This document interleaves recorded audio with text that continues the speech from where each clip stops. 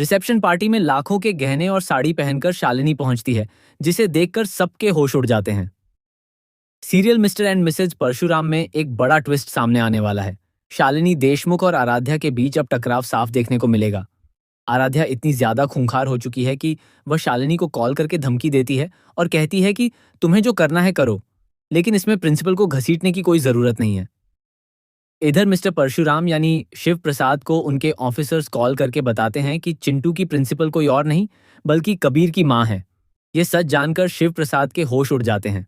वह यह सच्चाई शालिनी को भी बताते हैं कि प्रिंसिपल मैम ही कबीर की असली मां है और शायद कर्ण कुलकर्णी के गलत कामों की वजह से वह उनसे अलग रहती हैं। कई साल पहले ही दोनों का रिश्ता टूट चुका है, यानी बचपन में ही कर्ण के गलत कामों के कारण उसकी पत्नी उससे अलग हो गई थी। आगे देखने को मिलेगा कि कर्ण कुलकर्णी आराध्या और कबीर की रिसेप्शन के लिए एक शानदार पार्टी रखता है। इस पार्टी में आराध्या पहले से ही शालिनी और शिव प्रसाद की बेइज्जती करती है। वह शालिनी से कहती है कि कैसी साड़ी पहनती हो, ऐसे छोटे से घर में रहती हो जो कभी भी तुमसे छीना जा सकता है। वह शिव प्रसाद की इनकम पर भी तंज कसती है और कहती है कि इतनी कमाई तो हमारे नौकर ले जाते हैं। यहाँ तक कि वह शालिनी को पैसे ऑफर करती है कि अगर कोई कमी हो तो बता देना। लेकिन शालिनी इन बातों को नजरअंदाज करती है और नंदिनी को कॉल करके बताती है कि लोग उसे धमकाने की कोशिश कर रहे हैं। नंदिनी उसे समझाती है कि इन बातों में आने की जरूरत नहीं है। इसके बाद शालिनी साफ शब्दों में आराध्या से कह देती है कि वह यहाँ से चली जाए और वह किसी भी हालत में केस वापस नहीं लेगी। दूसरी तरफ कर्ण कुलकर्णी अपने बेटे कबीर के लिए एक दिन की बेल का इंतजाम कर लेता है और उसे पुलिस कस्टडी में रिसेप्शन पार्टी में बुलाता है।